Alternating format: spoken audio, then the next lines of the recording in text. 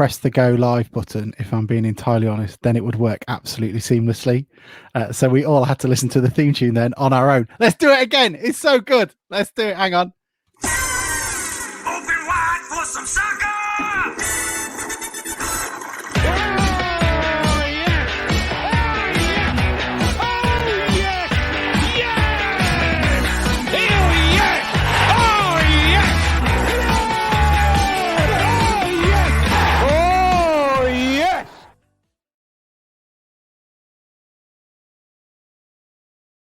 Good evening, everybody. Thank you all so much for joining us on a pretty good weekend for the Mariners all around. I am joined by Bruce, Hannah, and Tom, all in their wonderful abodes up and down the country. Hello, everybody. Tom, how is everything? Have you moved down to my neck of the woods yet, or are you still relocating? No, yeah, I went through Woking on the way down to Portsmouth, having spent the weekend in Grimsby this afternoon. I got to fly. I forget I'm on camera now. Well, I'm glad. Welcome to this part of the world. Yes, the houses are that expensive. Bruce, how is everything your end? How is everything in sunny GY? All good, mate. Thank you. Yeah. A lot better than it was half an hour from the end of the game yesterday, but no, we're all good, mate. The sun's actually shone today, so yeah, everything's good. I mean, you can't argue for that. And then Hannah is here as well. I've got safe news. That little one is now happy and content and is looking at a future in podcasting, but not just yet. Yeah, she's great. We managed to get her to the game and she had an absolute whale of a time. So, yeah, she's on a hammer now. That's a good point. You did pass your COVID test, didn't you? Yeah, we all three took them and passed with flying colours. So, God knows what was up with her. Well, I mean, it's what can you possibly start with other than a 7-goal thriller, 2 red cards? It was almost competing with the game against Nottingham Forest that I seem to be the only one that can remember. There were a few of you that were lucky enough to be there. Sadly, not me. Bruce, what did you make of it? How was it? Another bumper crowd, though it seemed 1,000 of them had come from Sheffield Wednesday. How was it as an experience and as a performance? It was good. I think John Tonda was right. Paul Hurst in the interview didn't quite pick up, I don't think, what he meant, that when he said it was an un-Paul Hurst-like performance. I think he was talking about the conceding of 3 goals and the sloppy defending, and Hurst, he thought he was on about him and how animated he was on the touchline. But I thought we should have been probably out of sight by the time we gifted them 2 goals to go 2-1 up. We played some nice stuff. Alex Hunt, regardless of the goal, grew into the game. Obviously, I don't think we probably would have come back. There was the chance, but without the red card and the penalty, because obviously that put us within touching distance.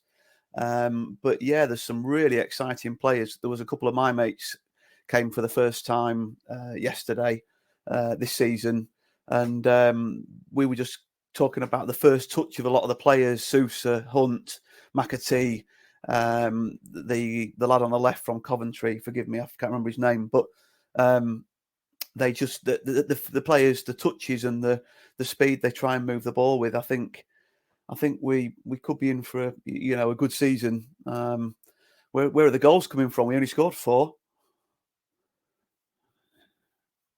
But yeah, I was pleased for Taylor as well. His diving header was probably almost a dying art. It was a great cross from the right by Sousa, who at the time we were just bemoaning the lack of support, and he just thought, right, well, I'll dig a cross out then, and he dug out a good one, and Taylor put it in, and obviously the free kick to win it was exceptional. I think the keeper was half expecting a cross, wasn't he?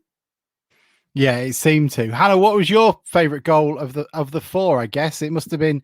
I'm not sure actually whereabouts you sit. I think you're in the pontoon, aren't you, or are you in the main stand now? Yeah, we're in the pontoon at the back, straight behind the goal. So we saw the last 2, up close, which is great. Favourite goal's got to be the last one, just because it was the winner. But I did love the header for goal number 3. Like, it was just, you don't see many like that. But yeah, it was just the right angle. So yeah. Tom, like me, you were in a wedding, were you not? I mean, How was tracing that and keeping in touch on what was going on your end? Yeah, it was all right actually. The wedding started at 3 p.m. Inconsiderate. So, they managed to get through the ceremony before half time. So we got a nice little update, and then during the meal, there were a few of us checking our phones. It has to be said. But yeah, fantastic result. Very following it from afar. Very up and down. I have seen the goals, and I thought Barnet's 2 goals to put them 2-1 up were really well worked goals. They obviously saw something on that left hand side because they got in behind on the left hand side twice, didn't they, for the cut back and then the cross in. So maybe that's something to look for. But overall, what a great start we've had. 7 points from 9, and can't really complain, can you? All right, we obviously prefer 100% record, but yeah, cracking. I just say, Alex, as well. The players were clapped off at 2-1 down at half time, which I think was a change from the norm. There was no sort of audible discontent at all, despite what people were thinking. Like I say, they really were supported well all game. I mean, that is a change in the times. Usually, I mean, I know as a supporter base, we should be more prepared for our time in the non-league than we were last time round. That first defeat to Braintree was a heavy and hard lesson to take, but it was one we all needed to attend. And we know there are going to be games coming up where I felt quietly confident about coming into this game with Barnet, and they certainly they tested my mettle. Defensively, I've heard numerous reports that it was actually not too bad, and some people online have sort of obviously they can't help it.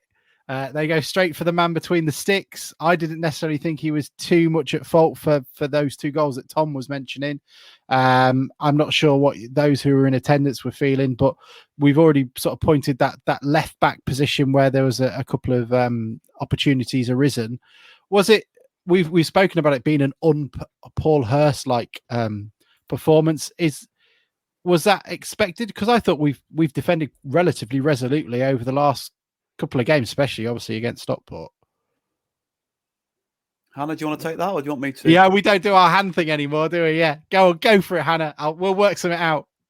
Yeah, I think it definitely could have done with tightening up a bit at the back, and certainly one of the goals, I think there was a Pearson error that was quite un-Pearson-like, but I mean, he more than made up for it in everything else he did. And I thought in general, Waterfall looked pretty good. Like I couldn't pick out anything he did wrong. So yeah, just a bit of tightening up needed maybe. I think apart from the goals we conceded, I can only remember, Hannah, the one really good save that McEwen made low down to his right, where it went sort of through a crowd, and he did really well to turn a good shot round the post in the first half. I think we were nearly punished for every mistake on or every lapse in defending. And like Tom says, maybe there was a little bit of good play in there, but I think, like Hursty said afterwards, he was just a bit concerned how easily they got in, and with the first 2 goals, certainly. I mean, it was phenomenal, and I thought the red card was very similar to the one that Reece James was sent off for a couple of weeks ago. I thought it was relatively harsh. I thought the ball came at quite speed, and the double jeopardy thing of getting the penalty and red card suited us very well, and I'm very happy about it. But I think if it was one of ours, I'd be slightly miffed if that was the case, because was there a defender potentially having an opportunity to take was behind him as well? There was a fair few that could potentially have taken the ball off the line if it had got in. I don't know what you think about the sending off. Harry Kewell certainly wasn't happy about it. I don't know what anybody else on the panel's take was. Tom, you're smirking. You might have a thought.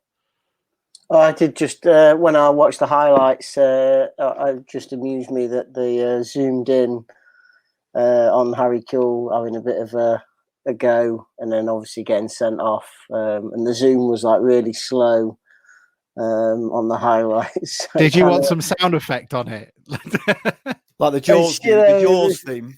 Yeah, absolutely. Like that, didn't it? And then by the time it had got there, he'd already been sent off, so they missed most of the action.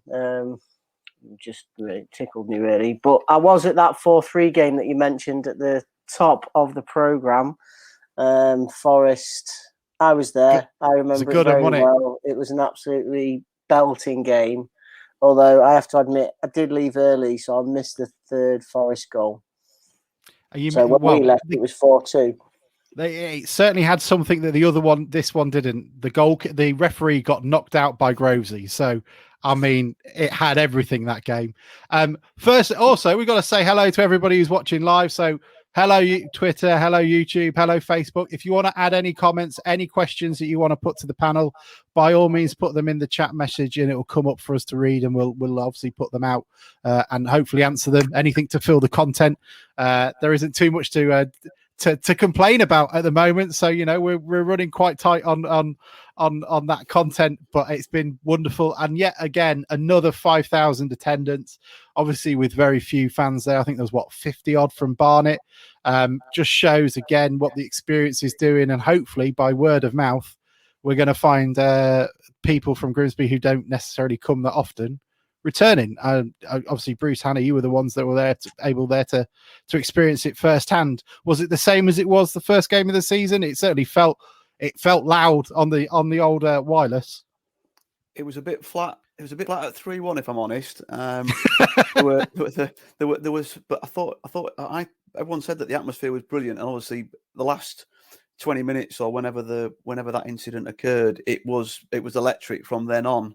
But I think naturally it had gone a little bit flat at that point. But yeah, it was good. I think what was I don't know if you saw, but they put out I think the club put out a statement or a sort of newsletter on the Friday or the Saturday morning saying that they'd listened to what the fans had said.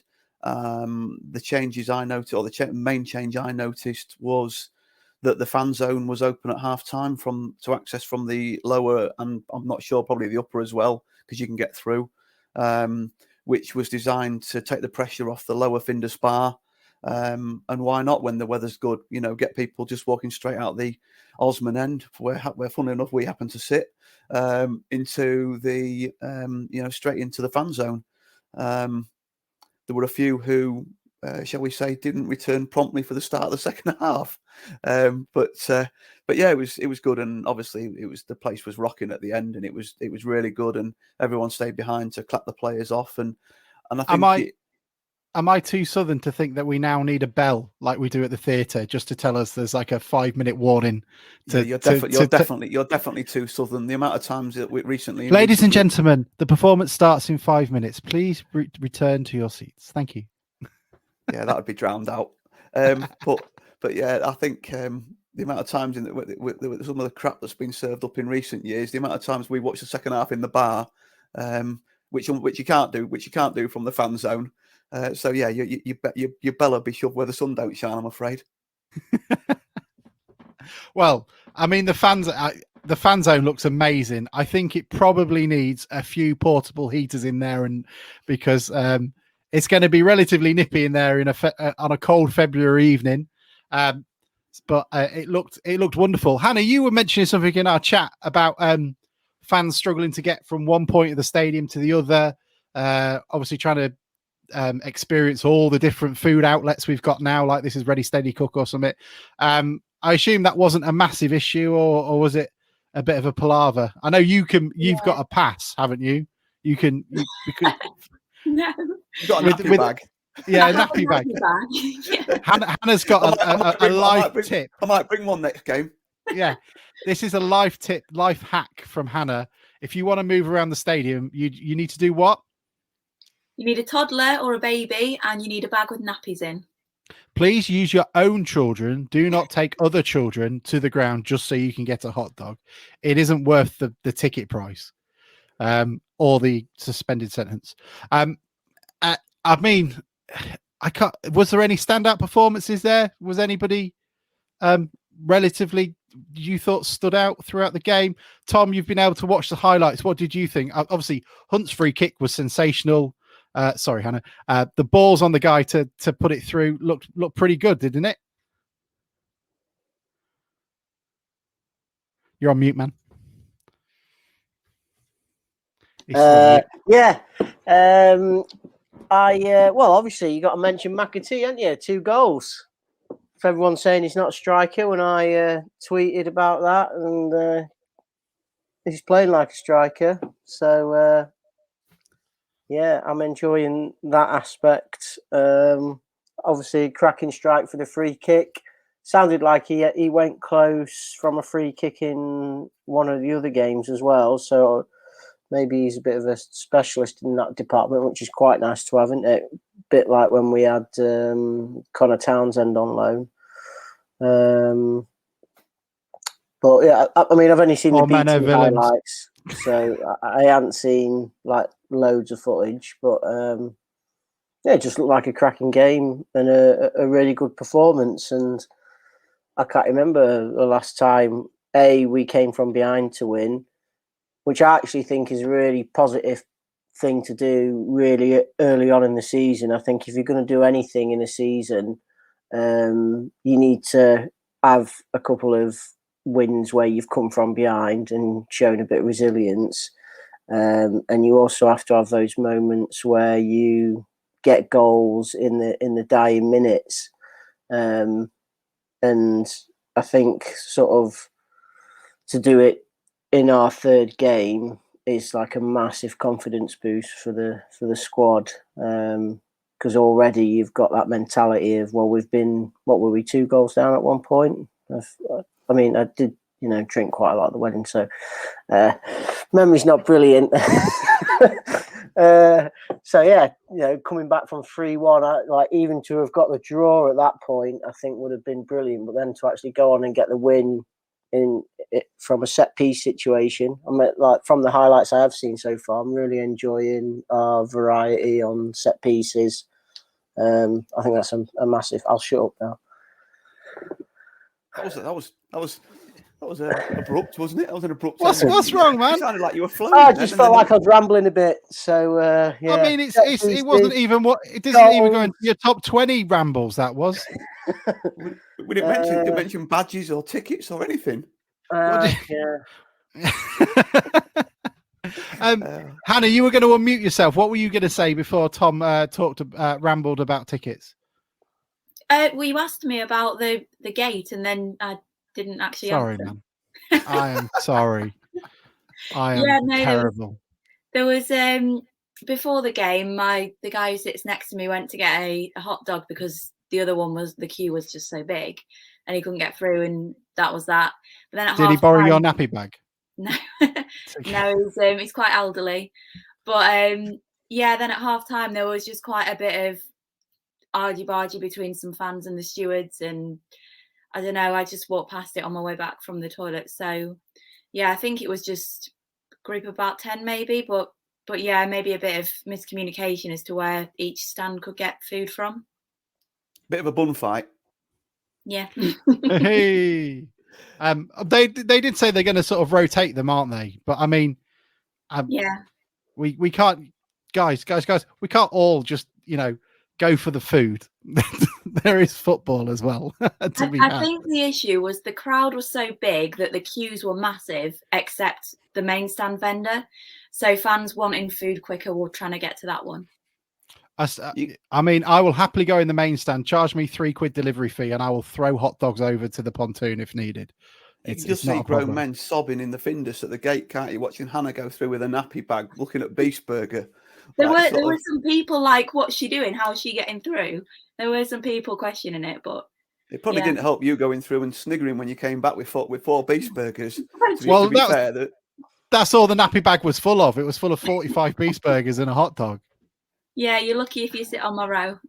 Did we ask him on Friday if they now available to download?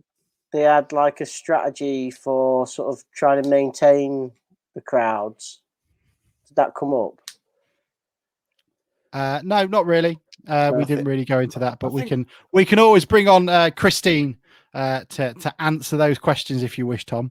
I'm sure she'd be happy to come on and talk about it. No, I would just been interested in the answer, because I think it is a fair point that sort of the early games of the season are pretty well attended, especially now with like everyone. I'm going to the Torquay game next weekend, and that's the first time I've been to watch Town play since we played Swindon away in the season that got cancelled, which is, I can't tell you, it's probably 18 months.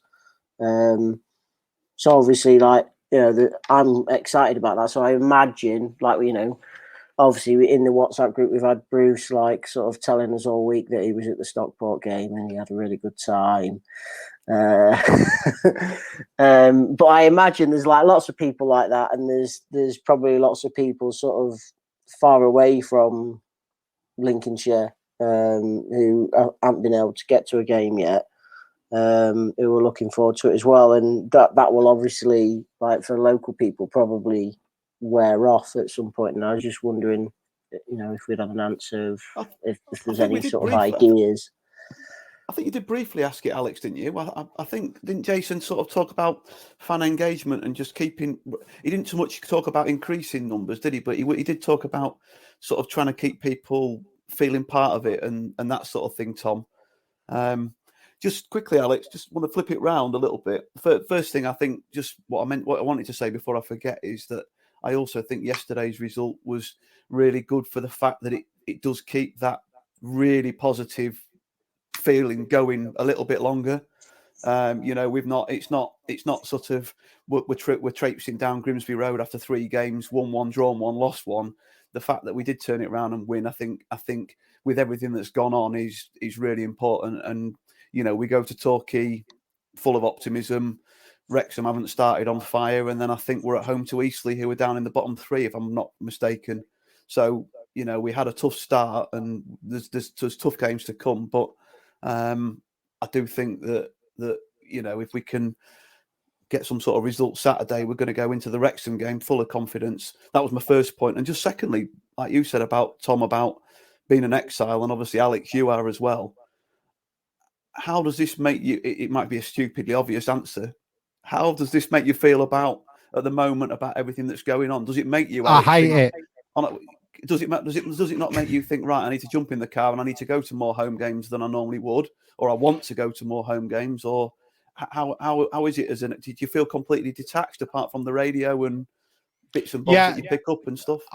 I feel a little bit more detached, especially than the last couple of seasons. I've been lucky enough to wangle the system, so I've been able to watch the games more than I've ever been able to. So I felt really connected over the last few years. It has felt like the 80s. I think we've touched on it before, where I'm now listening to John Tonda and relying on him to give me an image of the game, and then waiting on the highlights to come through. It was great that 3 of the goals were set pieces, because we got to see them pretty quickly. It is a shame. I would love to come back up and forth. It's just the idea of dragging a poor 7-year-old who's not that interested, I have to be entirely honest, 10 hours round trip to come and watch Town. I don't think he'd necessarily love it, but it will certainly make me come to a few more home games, even though my away day calendar looks very full next season. I don't know how you feel, Tom. No, I don't feel more detached, or more inclined to sort of get in the car every week and come to a game. I'm kind of used to it, because I did live abroad for 8 years, so you sort of get used to not being able to go to games and having to just follow games from afar. And my replacement for not being able to go watch Town has been getting involved with other clubs, either as a volunteer or just having a season ticket, or both in some cases, which obviously I'll get round to sorting out now I've moved down there. Probably won't get a season ticket down here, but I'll just go to the odd game just to watch football for the fun of watching football. But it is nice, to see how everyone's really excited about the club at the minute, and to see the good crowds, and know that if you do come home for a game, there is going to be a big crowd there. The atmosphere is going to be good, and it's going to be like an enjoyable day out. Because obviously, if you're travelling a long way to watch a game, you don't want to be going and there's only like 3,000 there. The food's crap. So, yeah. I think so. Maybe as we've talked about the fact that they need to engage with other people. There's been a bit of talk, hasn't there, over the summer about exiles and schemes for exiles and what we can do for exiles. We know that town, you only got to go to the London game and there's 300 or 400 faces that you don't see up north regularly. Maybe that needs to continue, and as much as they need to keep people coming from home, there needs to be a way of trying to get more exiles back home on a more regular basis and wanting to go. I mean, like you say, Tom, you're probably slightly different because you're used to not going to games. You're a town fan, but by the sound of it, you're not a regular because of your previous. It's off. I'm a regular. I get to at least 10, 15 games a season. No, that's right. I mean, all right, you're not a regular. Yeah. You've started something now. I mean, I think that's a good place to end it on that, because it's not the only team. It's not the only Grimsby team to win at the weekend. After this short little interlude, while we separate Tom and Bruce, we'll come back and we'll have Dale on. He'll be able to tell everyone about the GTFC women's 3-0 victory against Notts County and his performance, and what may have happened to him during the game as well. Be back in 30 seconds.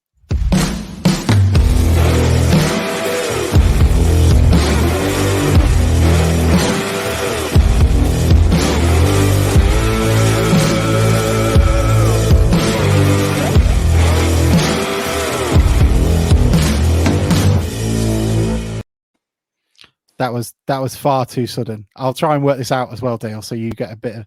If I do that, oh no one wants that. There we go. That's far better. Do you know what, Bruce? I'm really sorry. I'll take the logo off as well, so you're not covered. There we go.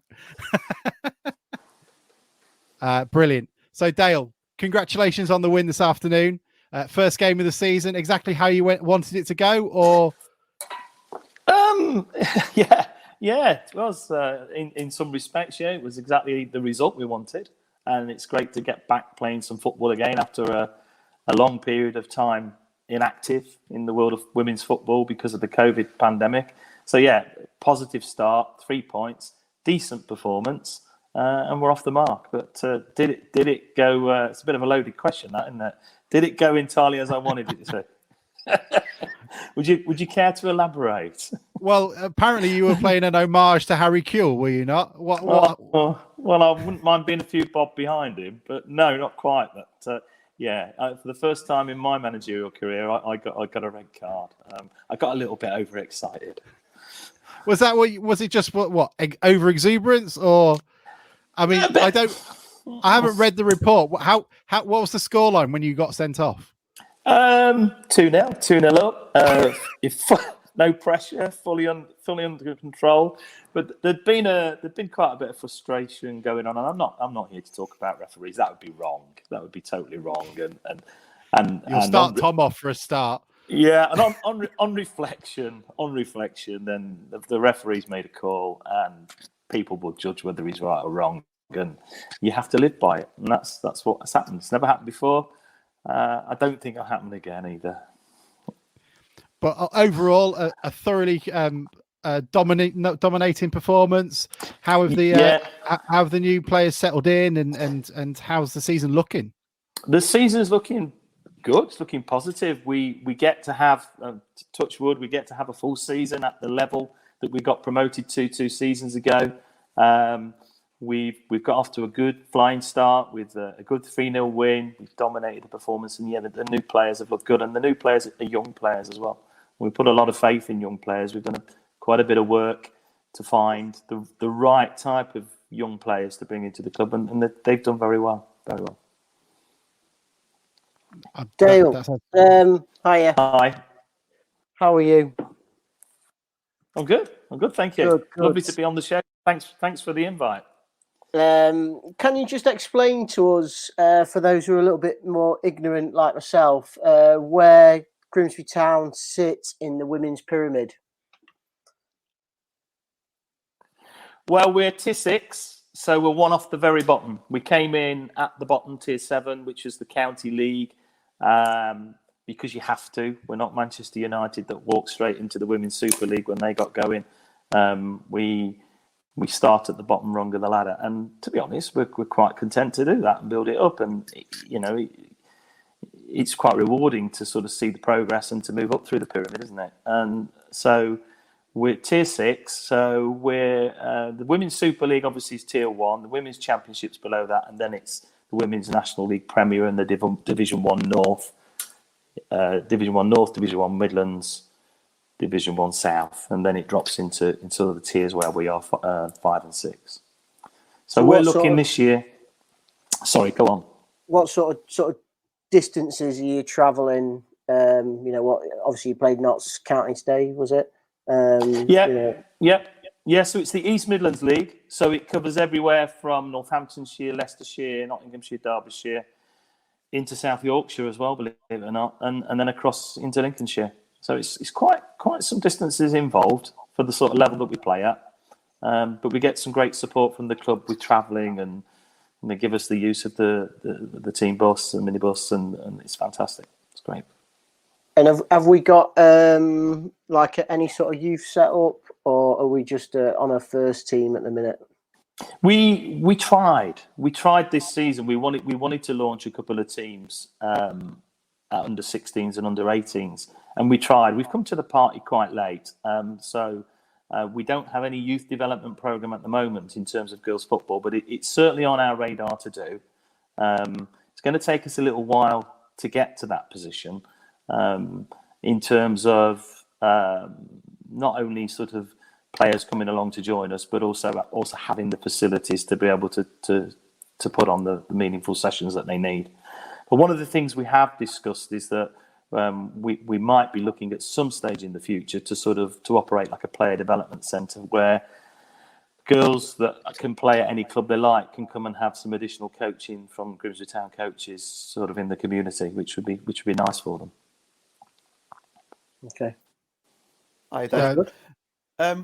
I think it's interesting what you say, because my daughter currently plays for Clee Town under 11s. Wow, yeah, and I think I'm right in saying at the moment in her age group, there's only really Grimsby Borough and Clee who operate the girls' teams. And I think it's interesting how the club approach it, really, isn't it? Because on the boys and youth side, Grimsby is elite, if you like, in the area. So the best players go to that. And it would be interesting if you started with lower age groups, whether it would be like any club, you go along or whether they're invited down. So what you say about the training would be good, and then it would be an opportunity for you then obviously to see the girls, because there aren't the same numbers of girls still. I mean, hopefully that will change, but as there are, if you had a boys open session, you wouldn't get the same numbers down as you do for the girls. So I think something like that would be a really good idea, because like I say, at the moment, there's literally a couple of clubs, and it's just trying to increase those numbers, isn't it, to give teams like yours more options further down the line? You're absolutely right. It is a numbers thing. There's a lot of terrific work being done by the FA and by the county FA and by lots of clubs. And you've mentioned too there, Cleethorpes Town and Grimsby Borough did great work with football, junior grassroots football. But it's a numbers game, and we've got no wish really to put at risk what they're doing in the community, because they're important parts of the community as well in football. So we have to be a little bit mindful of that. Of course, when it comes to women's football, we want the best players. We're competitive, and we want the best players, and so there is some player movement. But there's a lot of work being done by the FA. Steph Powell at Lincolnshire FA is working extremely hard to increase the numbers of girls playing and the participation, and it's getting there. But I think there's still a little bit of work to do. But this year, the number of teams that have come into Lincolnshire and North East Lincolnshire have increased, and the number of girls that are playing has increased as well. So that's positive. I think it was really good as well that Graham Rodgers, his GT Set team, they put on a girls only course, because I think sometimes it can be intimidating, particularly for the younger girls training with the boys and playing with the boys.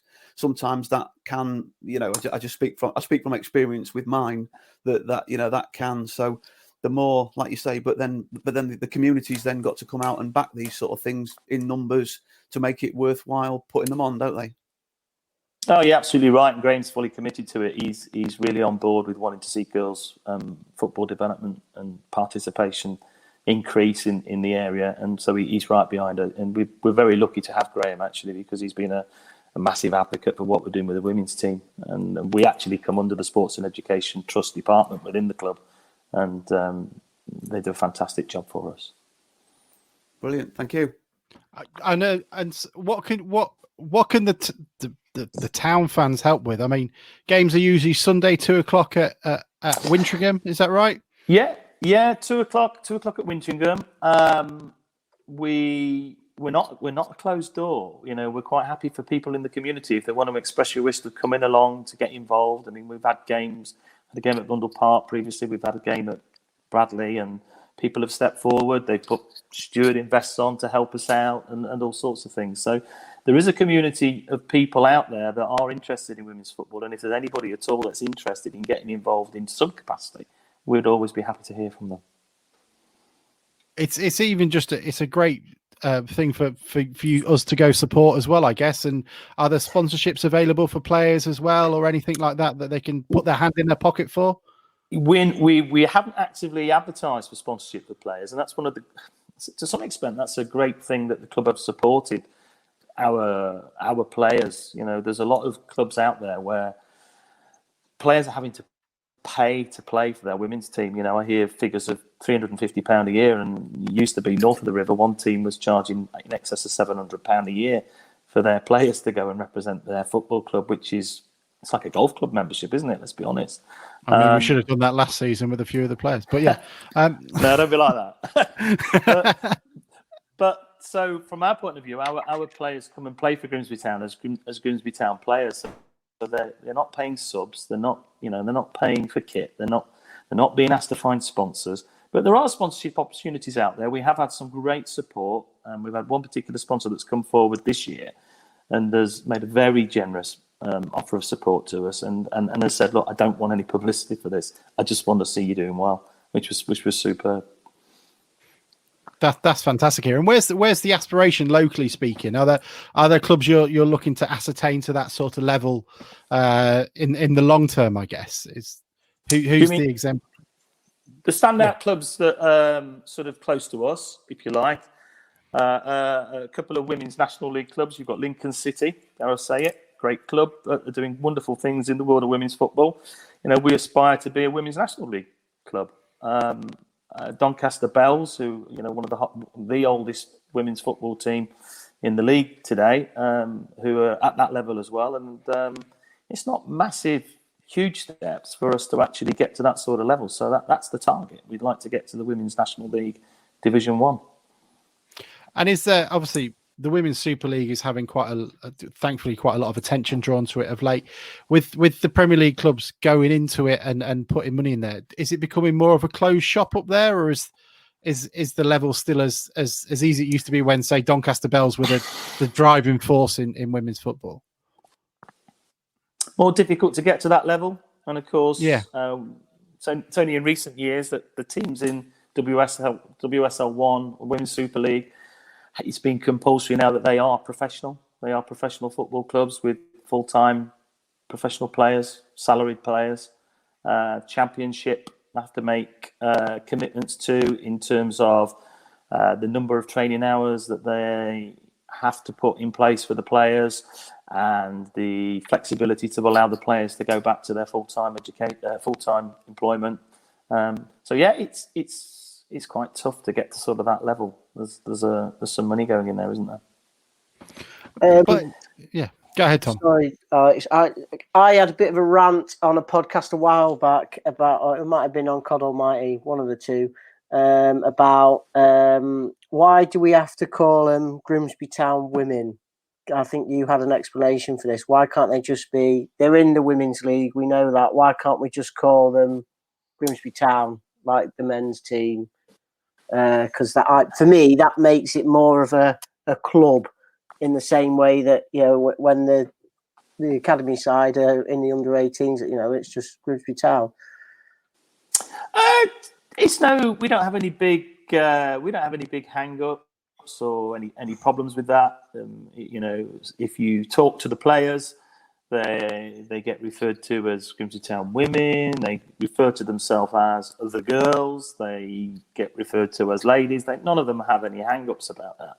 I think in terms of differentiation, it's difficult for the club to put out a tweet to say that Grimsby Town have won today, as we have done against Notts County, without qualifying the fact that it is the women's team that have played the game. Because do you want supporters thinking, well, we played yesterday against Barnet. What's this to do in Notts County today? So there's no huge hang-ups about it. It's just the identity, I suppose, of the team. They're very proud to be called Grimsby Town Women. We'll take the 3 points, though. So we've got 10 points now, then. Notts County are done now, yeah. We'll have the 3 points from Notts County today. That's it. We've got 10 points now. We're joint top now. I remember seeing something last season, what they did with women's football in Colombia. Am I right, Tom? I'm pretty sure I shared it with you, where the men's team and the women's team were intrinsically linked. And I think the men's team on the league club badge only wore half of it, and then the women's team wore the other half. It was slightly controversial, but it garnered quite a lot of support towards the end. But if you've never seen it, I'll send it over. I think what I will say is this: is that compared to a lot of other clubs in the world of women's football, and including teams a lot higher than us in the women's pyramid, we are a fully included part of Grimsby Town Football Club.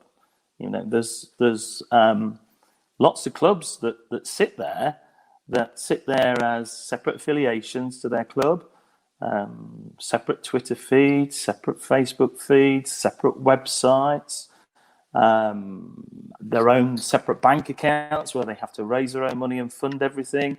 So in terms of being included as part of Grimsby Town Football Club, we're 100% part of that football club. It's superb, So a lot of credit has to go to the club for the way that they've approached it. And if for those that you've been at the ground today, you've had the Grimsby Town PR people around the pitch. You've had Anne Boyers there and Lee Blees there, snapping away, taking pictures and covering the game. And we haven't had to sort of go out and find volunteers from the community who wants to come along and be the women's team snapper. It's the club expect to be there and to provide for us and support us in that way, and that's superb. I'm delighted to hear that. And has it changed in any way with the new ownership as well, or is it's still same as usual? I guess, is it, or has it changed? It's certainly same as usual because we've been supported well all along. But it's really encouraging. I had an early conversation with Jason, who was keen to have a chat and just keen to establish an initial contact, and he made it very, very clear that we're a valued part of the club, that they're fully behind us, and that we're fully included with the plans moving forward. So when new training facilities come along and that sort of thing, he said it's there for you as well, for you guys as well. So it's nice, very nice. And next, so Bruce, go ahead.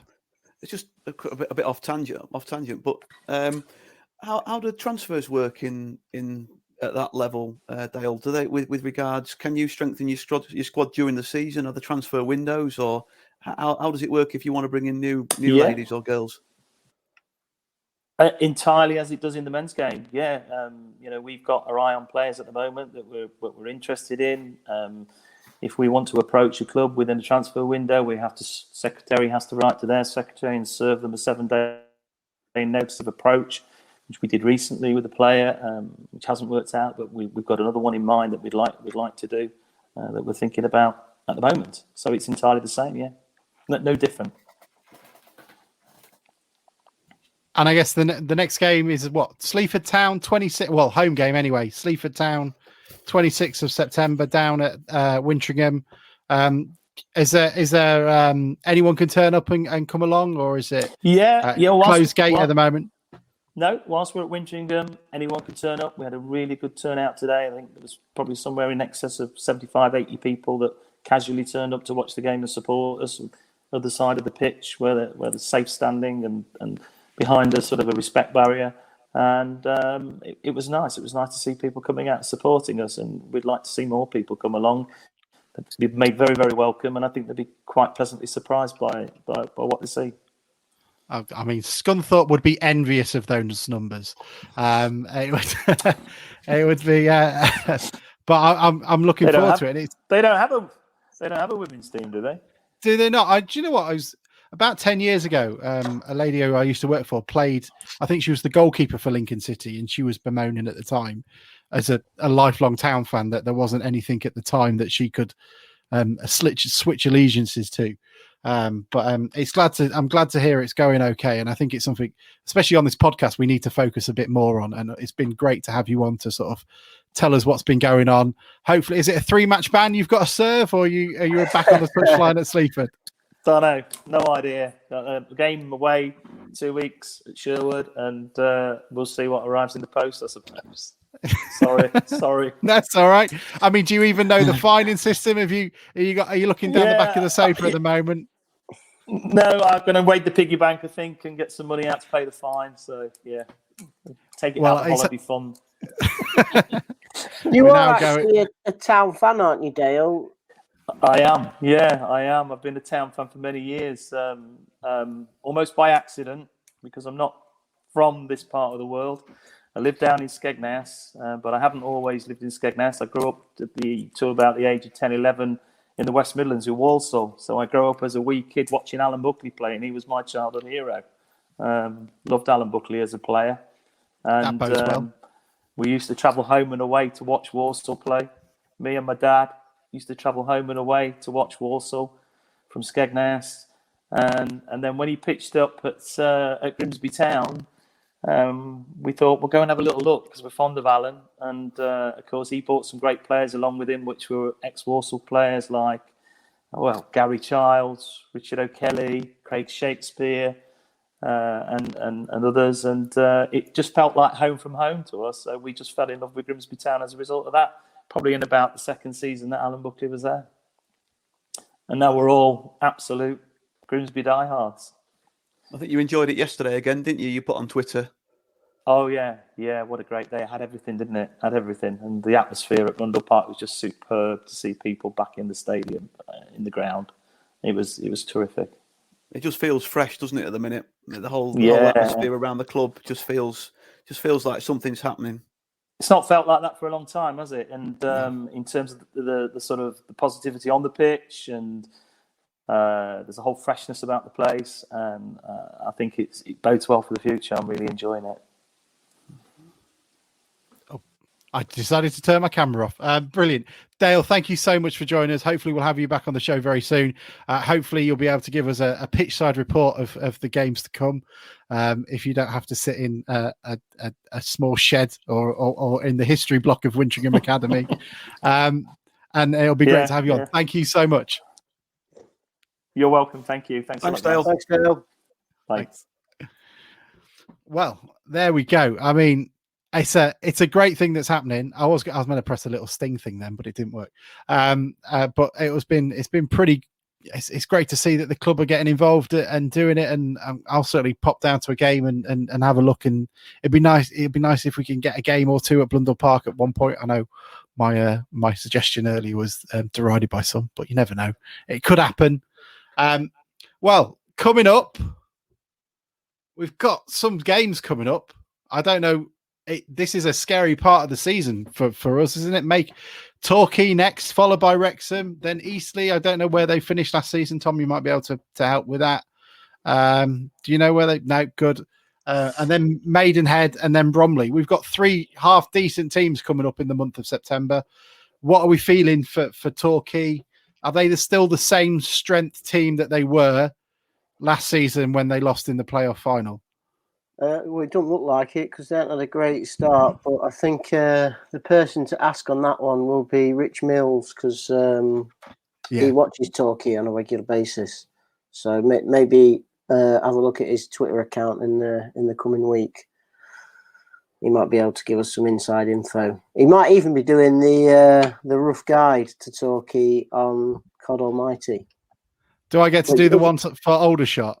And if you've signed up, you do. They are. I don't know if anybody's seen them. That is something we've started up again on COD Almighty this year. Rough guides to teams, and they've been very entertaining so far. So if you have even just going back, like I read the Barnet one today. Even going back and just reading them, it's quite interesting. You get a little bit of fun insight into the teams that we're playing.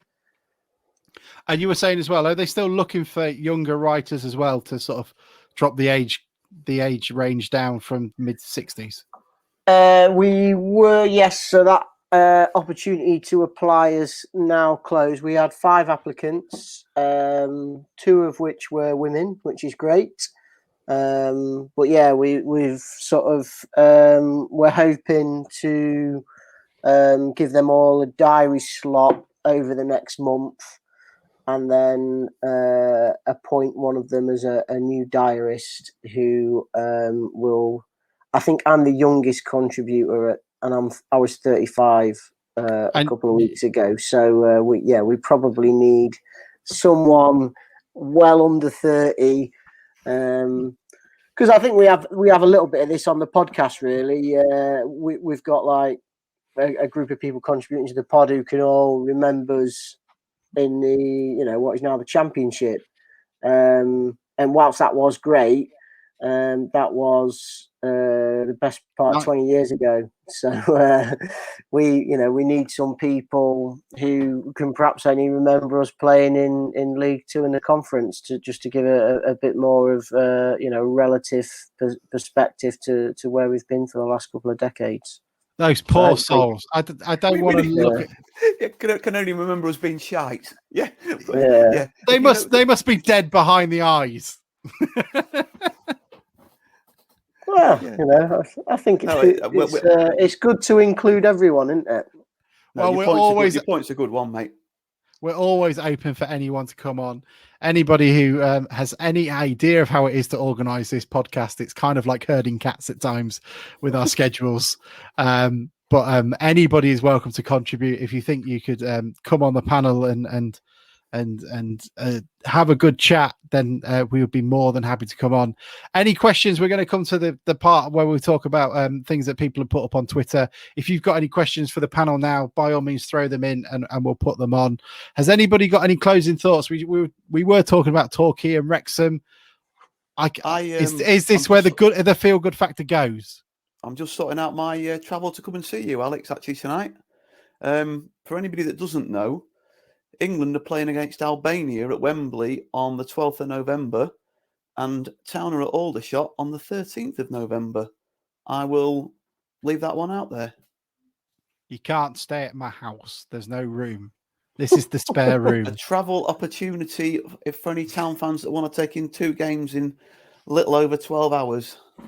Woking is a good place to stay, my friend. It is 20 minutes on the train from central London. I think we stayed in some place called Camberley last time. Camberley's very nice. That's the posh we looked at Aldershot and we looked at Camberley, and I think we plumped for Camberley. Camberley's good. It's the only place. It's the posher place. It's like not Slough and Windsor. Yeah, kind of. Yeah. Right. Aldershot very much looks like Grimsby. Like it used. Everyone around here talks about how big and how cool the town centre used to be in the 90s, and now nothing's open. And just apart from that, but no one could move anywhere because there were so many military police checkpoints, just in case you remember the RA, like Tom was apparently 2 minutes ago with his shadowed out face.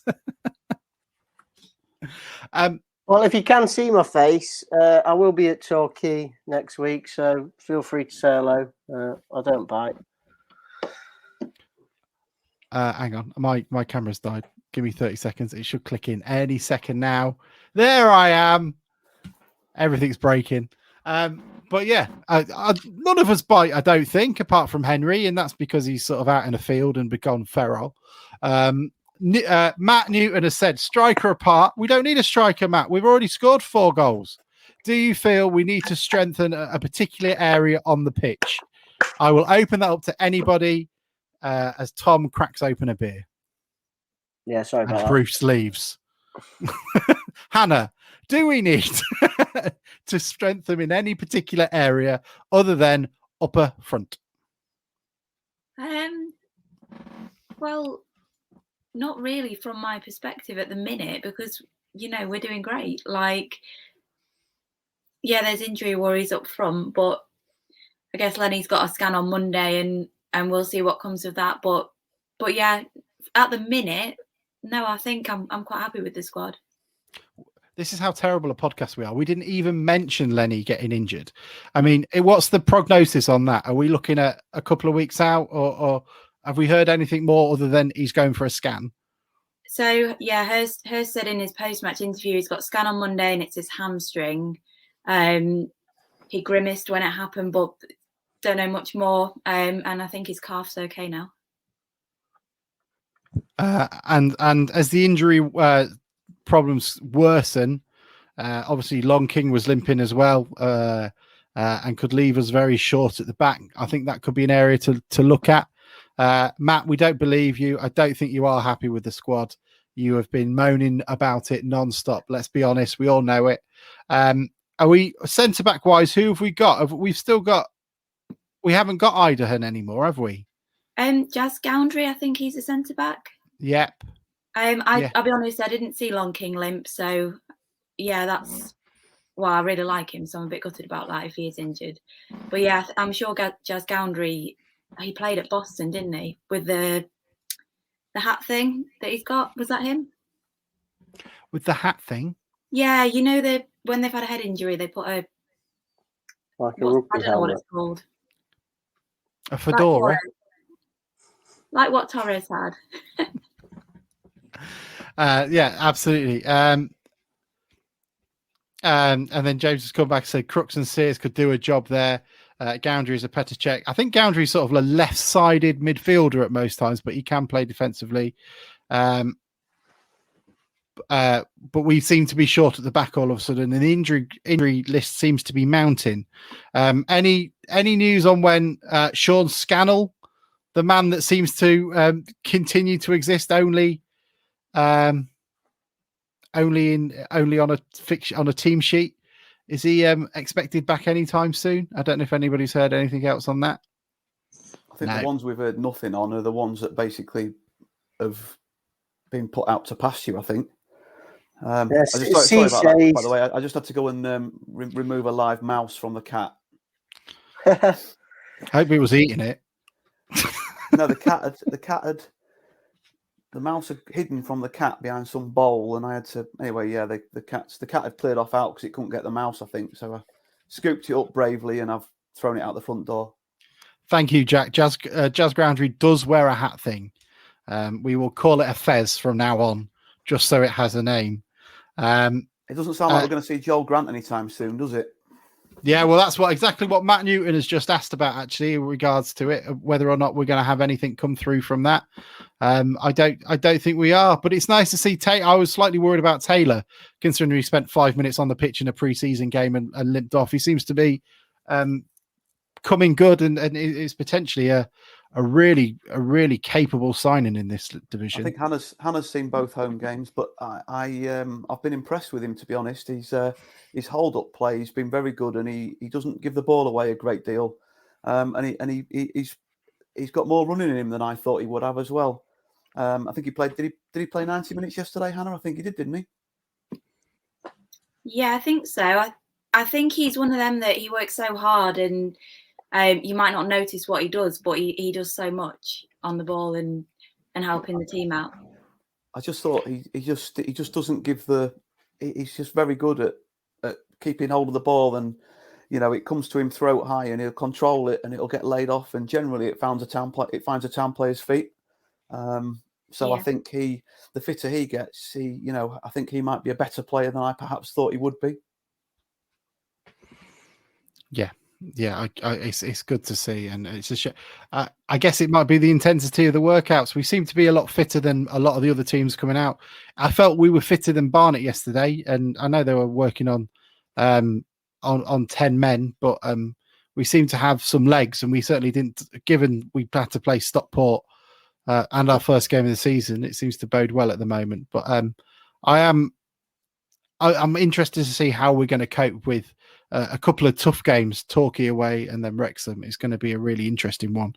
But it seems to be Dagenham and Redbridge are the team that are sort of taking everybody by surprise at the moment. I don't know if anybody has dared look at a league table, but they're the teams that seem to be in form at the moment. Matt was agreeing with you as well, Hannah, saying Gary Jones. He has very much Gary Jones vibes. They won at Stockport on the opening day, didn't they? They did 3-1, I believe. They're really going for it, and it's nice to see that there are a couple of exciting, different teams that aren't the ones that are just spunking as much cash as they can up a wall and seeing what sticks. Because I didn't think Stockport were all that, and for all their domineering play, to not have a shot on target all game is pretty shocking. I'd be delighted if we can come through the next 2 games and still be unbeaten going into Eastleigh. I think that would be a really, really solid start. I think that Torquay at the moment obviously are dangerous because of like what they were last year, but like Tom said a few minutes ago, they've not had a great start.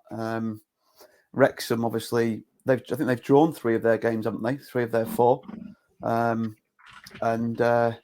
so they've had a mixed start, and if we can pick up 2 or 4 points from those 2 games, I'd be absolutely delighted. I mean, I'm hoping that Tom sees a victory at Torquay on Saturday. It'll be good, Tom. It's not too far for you, is it? Bloody, it's like 4 hours on the train.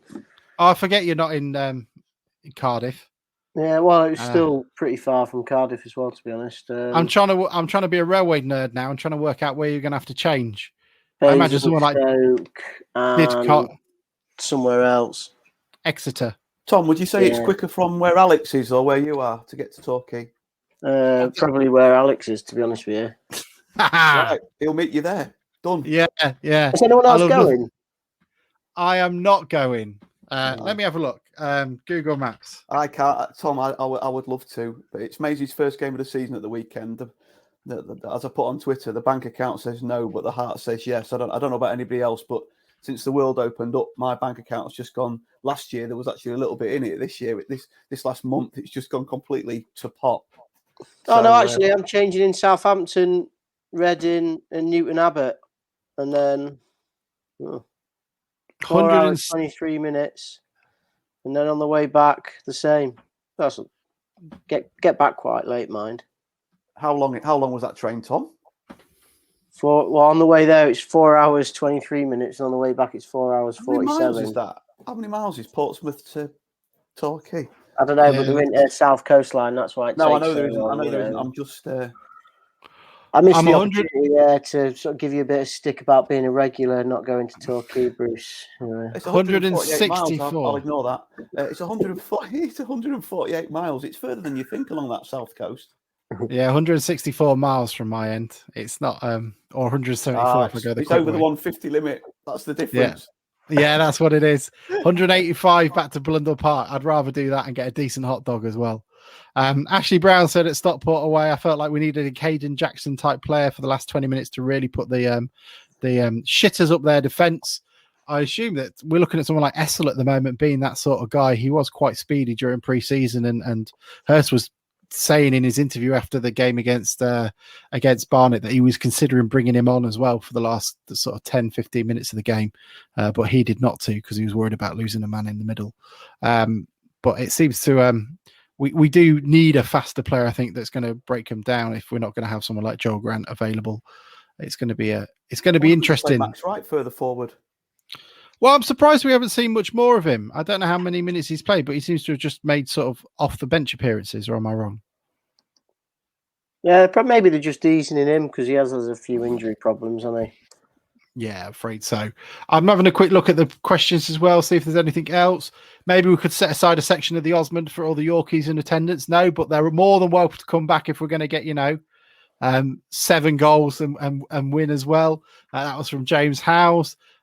We've already answered your question, Dan, so that one's good and ticked off. There was a question there around, do we need to give Crocombe? I don't know if I've absolutely butchered his name. A run of games between the sticks. I wouldn't necessarily fix what ain't broke at the moment. I'm sure he'll get his opportunity. But I think Mac has been okay. He's always a good, safe pair of hands behind the six. I don't know if anybody else has got any thoughts on that. We hadn't conceded until Saturday. Till Saturday, and suddenly there's randoms popping up that they want a different keeper. Clean sheet at Torquay and a 3-0 win for Tom, and it'll all be forgotten. Rob has asked, do you think the culture change at the club should extend immediately to the players through Debbie, Jason and Andrew, or do you think that should be left to Paul and Doige to prevent interfering? I guess my thought on that is a lot of these players have only just started here. So they will get that hopefully from the ethos and the thought process around the club as well. I don't know if anybody else has got anything on that. I think Doige and Hurst are always good at that. I would say that, they're the right managers to bring in players who are already of that mindset as well. You wouldn't expect them to bring in bad eggs. So, all our players seem very professional, and they're totally up for interacting with fans and all that sort of thing. So I think, it's already there in their mindset. Yeah, I agree. A couple of bits that we need to speak about as well. Has anybody got anything to add before we turn off for the night? No, I'm good. I to say that we've not really mentioned Sousa, but he was my standout player for Saturday. I thought he was, particularly second half, he absolutely dominated, and that wing looked so strong as well. I'm glad to hear it. It's good, and I'm looking forward to seeing him. I was slightly worried about the step up, but he seems to have hit his stride already, and quite a few people have talked about his involvement. Yeah. No, it looks really exciting. I can't let it pass as well. Adam Smith has been promoted within the club to be Operations Strategy Manager, Safety. He's going to kill me if I don't know it. I'm wholeheartedly biased. I grew up with Adam as my next door neighbour, and I would not be a Town fan if it wasn't for him. He is absolutely the right person in charge of that, in that position, and given an opportunity, he works his absolute arse off and has worked at the club since work experience in year 10. So he has been there and seen it all. And I was lucky enough to catch up with him a couple of when we were up north, and he was absolutely loving the changes that have been made. And it's nice to see that opportunities are open to those who deserve them and work hard for them. And then sadly, the last thing that we have to sort of make it to just have a comment around, sadly, Dylan Rich, who was a 17-year-old who collapsed in the FA Cup Youth Cup preliminary round against West Bridgeford, has sadly passed away. He collapsed during the game and unfortunately succumbed to the injuries that he received. I'm not sure if anybody knows much about it. Tom, you've watched Boston a few times, but it's a sad loss, and hopefully the facilities the trust have put in will only help try and end those sort of terrible situations. Yeah, terrible news. Yeah, absolutely. Well, I mean, I'm sorry to say we're leaving on a downer then, because it's been a pretty wonderful week. If you haven't gone back and listened to our interview with Jason Andrew, please do take a bit of time and go back to it. It's been great to see their openness. We've got players coming up to be interviewed. Gary Cohen is coming up on the podcast this week as well, which will be great. And hopefully we'll have a fair few more coming in the next couple of weeks as well, as the games come thick and fast. But we get a bit of a break until our game against Torquay on Saturday. Bruce, thank you for coming on. And I love the Jamie Osborne shirt behind you. But my midfielder beats your midfielder. I'm going to try and dig out a different shirt. Now we've got to actually be dressed for these. If I've got to be dressed, I'm going to make an effort to try and mix the background up a little bit. I might do one of those things that they were doing on the guy who did the fitness videos, and just move something every time and see if anybody notices.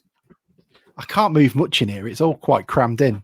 But this is it looks a bit of a mess at times, but I'll have to take the shirts down now that I'm back at work, or people will be asking me who Alan Putin is, and it will annoy me. Hannah, thank you so much for joining us as well.